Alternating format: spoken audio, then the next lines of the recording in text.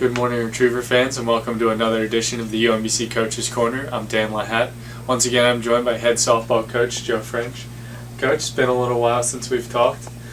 Some ups and downs for your team, but overall, getting into conference time, how do you rate your team right now? Well, offensively, consider that we've had to make some changes because of the injuries. I think offensively we're getting runners on. We're still, we're missing our extra base hitters, obviously.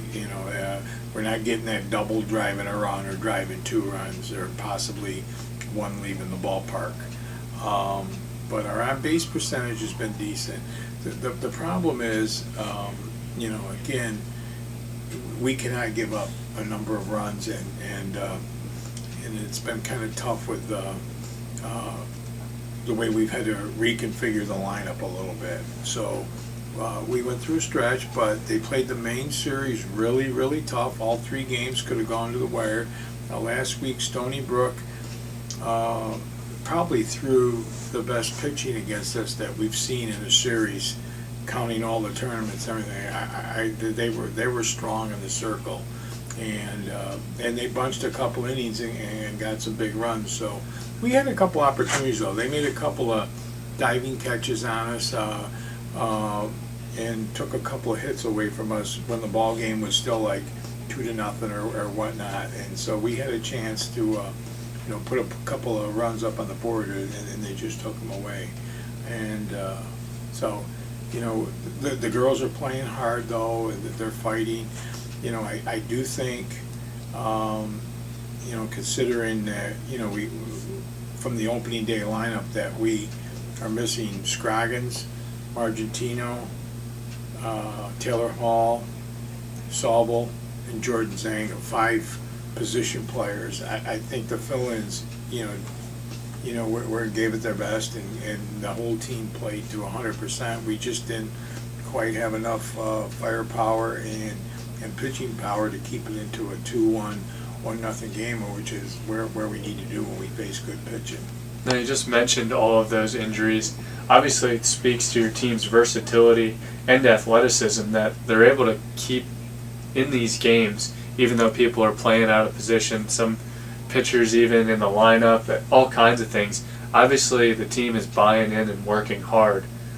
How do you continue through this tough stretch until you get some of those key players back? Well, hopefully this weekend we see a couple of them, because Binghamton is one of the stronger offensive clubs in the conference. I think their pitching is good, but like I said, we haven't seen them.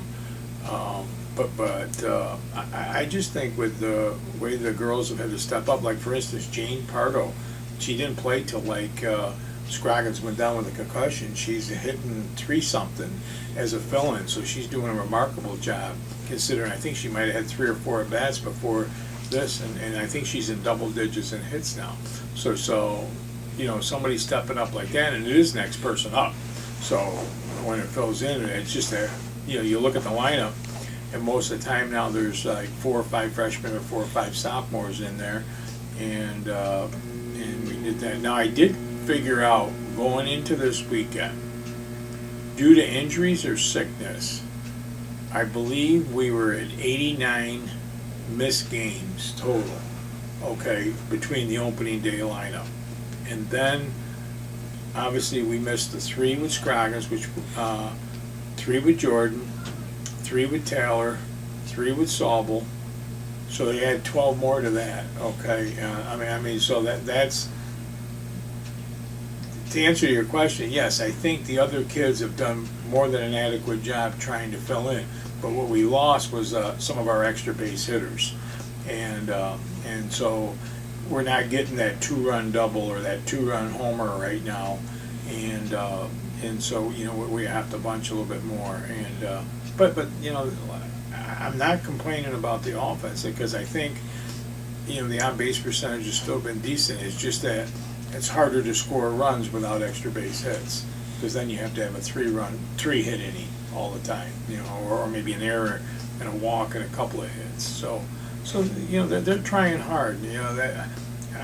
I have no doubts that they gave it all 100% the last 2 weekends against Maine, and hopefully this weekend against Binghamton, we can get some of our injured players, or one or two at least, back, and then that'll make our lineup a little bit thicker.